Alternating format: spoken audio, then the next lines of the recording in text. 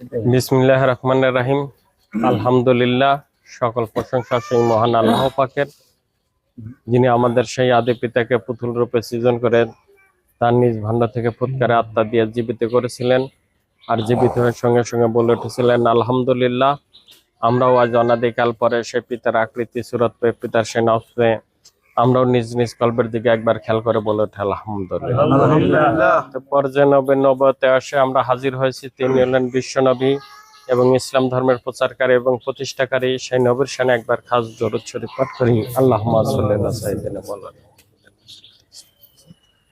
উপস্থিত ঈমান আনয়নকারী মুসল্লিগণ, তাদের মাধ্যমে সারা বিশ্বের মানব জাতিকে জানাই সালাম, আসসালামু আলাইকুম। ওয়ালাইকুম আসসালাম। আজ ঈদুল আজহা। ঈদুল আজহার দিনে এই নামাজের সময় খুতবা দিতেন আদম নূরের মূল মুর্শিদ হযরত আমির আলী আত্মসত্তায় বিলায়েতি। তিনি ওফাত হয়ে চলে যাওয়ার পর থেকে আমি সেই খুতবার মাধ্যমে সারা বিশ্বের মানব জাতিকে সেই সত্যগুলো জানানোর চেষ্টা করছি। তো এই মর্মে সেই ঈদুল আজহার সেই আত্মত্যাগের যে বিষয়, সেই নিয়ে আলোচনা করছি আমি, নফসের জাতে আদম, রব্বের জাতে আদম। আজ ঈদুল আজহা, ত্যাগের মাস। সেই ত্যাগের বিনিময়ে যে কোরবানির ভিতর দিয়ে যে জায়গায় পৌঁছাছিলেন, পৌঁছানোর পরে যে আনন্দিত লাভ করেছিলেন, সেই দিনটা হলো আজ। যে ত্যাগের বিনিময়ে তিনি একটি নতুন জীবন লাভ করেছিলেন, সেই জীবনের যে আনন্দ, সেই ভাগ্য যে রচনা করেছিলেন, সেই ভাগ্যর যে আনন্দ, সেই দিনটা হলো আজ। সেটা হয়েছিল নবীর উপর। তিনি হলেন ইব্রাহিম আলাইহিস সালাম। তিনি এই আত্মত্যাগের ভিতর দিয়ে তার সেই বনির জাতের আত্মাকে ত্যাগ করে তিনি তার সেই নবুয়ত জীবনের আত্মার উপর দাখিল হয়েছিলেন। তিনি তার সেই আত্মাকে ত্যাগের বিনিময়ে সেই যখন তার সেই নবুয়তি হাসিল করলেন, তিনি সেই একটি সত্যের মালিক হলেন। তিনি যখন বুঝতে পারলেন যে আমি আমার সেই ত্যাগের বিনিময়ে আমি একটা নতুন জীবন পেয়েছি, নতুন ভাগ্য রচনা করেছি, ঠিক তখনই তাহার সেই আনন্দের ভিতর দিয়ে তিনি যে দিনটাকে রচনা করেছিলেন, সেই দিনটাই হলো আজ, সেই ঈদুল আজহা। ঠিক তেমনি ভাবে প্রত্যেকটা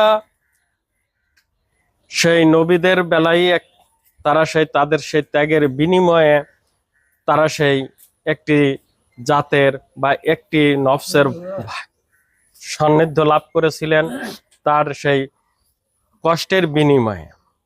এমনি ভাবে আমরা মানব জাতি, আমরা তার সেই দিনটাকে স্মরণ করে আমরা আজ এখানে উপস্থিত হয়েছি, কিন্তু আমাদের কিন্তু সেই ভাগ্য রচনা হয় নাই। আমরা কিন্তু সেই ভাগ্য রচনা করতে পারি নাই। আমরা সেই আমাদের সেই আত্মত্যাগ, আত্মকোরবানি দিতে পারি নাই। যদি দিতে পারতাম, তাহলে আমারও এরকম একটা দিন আমি এই পৃথিবীর বুকে প্রতিষ্ঠিত করতে পারতাম। আমার দিনটাকেও এই মানুষ স্মরণ করত, এইরকম পালন করত, তাহলে আমি আমার সেই ভাগ্যকে রচনা করতে পারি নাই, আমি সেই সত্যবান হতে পারি নাই, তাহলে আমার কোনো আনন্দও নাই। এটা হলো পরের আনন্দে আনন্দিত, পরের আনন্দে আনন্দিত, আমার কিন্তু কোনো আনন্দ নাই। যেরকম আমরা পৃথিবীগত ভাবে যদি দেখি যে আমরা লেখাপড়া করলে, আমি এমএ পাশ করলাম, বিএ পাশ করলাম, এই আনন্দটা হলো যে পাশ করে তাহারই। যে করে না, যার পরীক্ষা দেয় না, তার কিন্তু কোনো আনন্দ নাই। ঠিক তেমনি ভাবে যে সেই তার সেই আত্মত্যাগের বিনিময়ে তার সেই ভাগ্য রচনা করেছে, তার ভাগ্যলিপি লিখেছে আরেকটা আত্মার উপর, আরেকটা জীবনের উপর, সেই ভাগ্যটা ওই জীবন থেকে অনেক সুন্দর, অনেক ভালো, ঠিক তারই বিনিময়ে এই দিনটাকে পালন করা হচ্ছে। তে কোরআনের ভাষায় আমাদের বুনি মানুষ করা হয়েছে, সৃষ্টির মানুষ করা হয়েছে। আমরা সেই বুনি মানুষ, সৃষ্টির মানুষ, আমাদের নিজস্ব বলতে কোনো কিছু নাই, আমাদের নিজস্ব বলতে কোনো কিছুই নাই। সেখান থেকে আমাদের মুর্শিদ পাক আদম নূরের মুর্শিদ, তিনিও একটা ভাগ্য রচনা করেছেন। তিনিও তার সেই জীবন দ্বারা আল্লাহর একটা সত্যে সত্যবান হয়েছেন। সুবহানাল্লাহ। যে সত্যটা হলো সর্বশ্রেষ্ঠ সত্য, আল্লাহর সত্য সত্যবান হয়েছিলেন। তিনি আদম নফসে বা আল্লাহর নূরের নফসে জয় করে সকল মানুষকে সেই নূর ধরার আহ্বান করেছেন এবং সকল মানুষকে সেখানে ডেকেছেন। তিনি তার জীবন দ্বারা তার সেই আল্লাহর একটি সত্যে সত্যবান হয়েছেন, আল্লাহর জগতের ভিতর একটি সত্যে সত্যবান হয়েছেন। তিনিও তার সেই খুশির ঈদ তিনি রচনা করে দিয়ে গেছেন, যেটা আমরা চৈত্র মাসের পূর্ণিমাতে পালন করে থাকি। এভাবে যদি আমরা করতে পারি, আরো সুন্দরভাবে আরো সারা বিশ্বের মানব জাতির কাছে পৌঁছা দিতে পারি, এই দিনটাকেও এরকম মানুষ উপভোগ করবে, এরকম মানুষ আনন্দিত হবে, আনন্দ ভোগ করবে।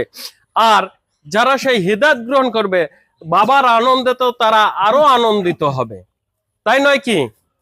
বাবার আনন্দে, মুর্শিদ পাকের আনন্দে তারা সন্তানরাও আনন্দিত হয় না?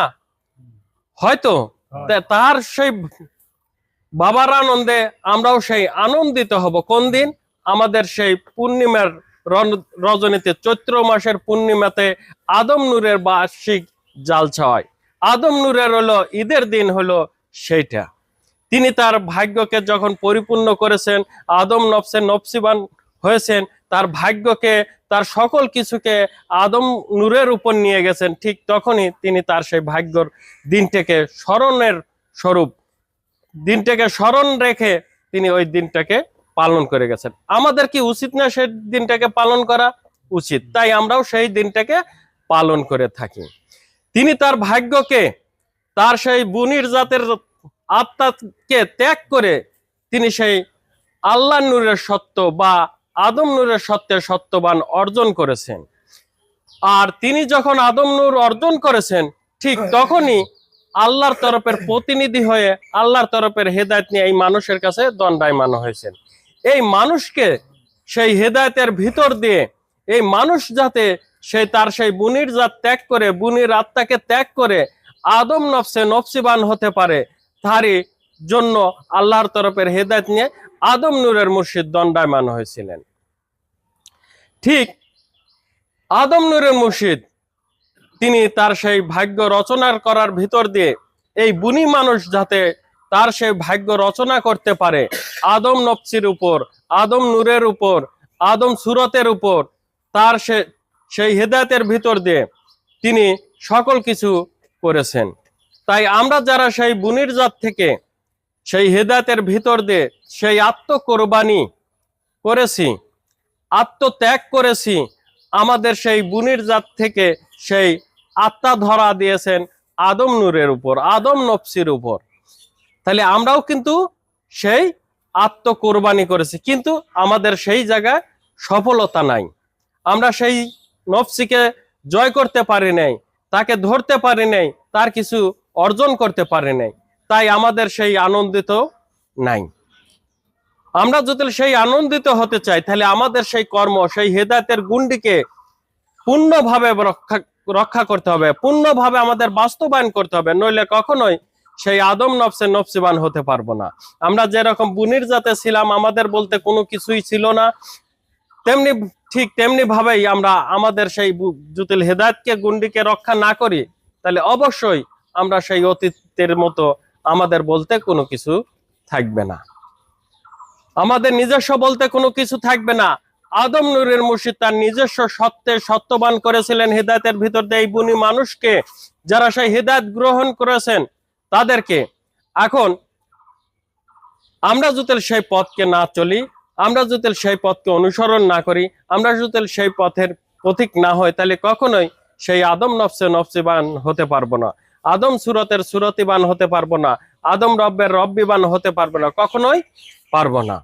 তাই আমরা যারা সেই হেদায়েত গ্রহণ করেছি, অবশ্যই আমাদের সেই হেদায়েতকে রক্ষা করার ভিতর দিয়ে আমরা যে বুনির জাতের আত্মাকে ত্যাগ করেছি আদম নফসে নফসিবান হওয়ার জন্য, আমরা যাতে সেই নফসে নফসিবান হতে পারি, আমরা যাতে সেই নফসে কামিল হতে পারি, মহান মালিকের কাছে প্রার্থনা করি, হে মালিক, তুমি আমাকে সহায় হও, তুমি আমাকে রক্ষা করো, আমি যাতে সেই আমার জীবনকে রক্ষা করতে পারি, আমি যাতে আমার সেই মানব স্বরূপকে রক্ষা করে তোমার কাছে ফিরে যেতে পারি, সেই তৌফিক দান করো।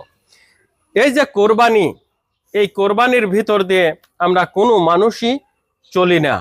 আমরা কি করি যে তিনি সেই কোরবানি করেছেন তার সন্তানকে, আর সেই সন্তান কোরবানি না হয়ে হয়েছিল দুম্বা, আমরা সেই দুম্বার পরিবর্তে পশু কোরবানি দিয়ে চলে যাচ্ছি। কিন্তু সেই পশু কোরবানি কি আত্মকোরবানি হলো? পশু কোরবানি দিয়েই কি আত্মাকে জয় করা যায়? পশু কোরবানি দিলেই কি সেই অতীত জীবনকে ত্যাগ করা যায়? পশু কোরবানি দিলেই কি আমি সেই একটা সত্যের সত্যবান হতে পারবো? কখনোই সম্ভব না।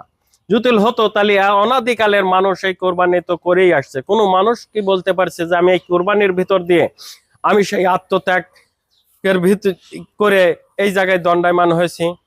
কোনো মানুষ কি বলতে পারছে যে আমি এই গরু ছাগল জবাই করে কোরবানি দিয়ে আমি সেই নফসিবান হতে পেরেছি?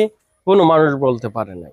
তাই এই কোরবানির ভিতর দিয়ে কখনোই সেই আত্মকোরবানি হয় না। এই কোরবানির ভিতর দিয়ে কখনোই আত্মাকে জয় করা যায় না।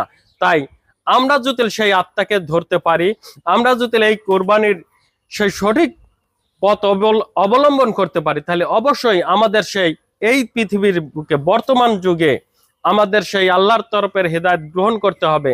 আমাদের সেই বুনির জাতের ত্যাগ করে আমাদের সেই হেদায়েতের ভিতর দিয়ে সেই ইমানের আনতে হবে সেই আদম নূরের নফসির উপর।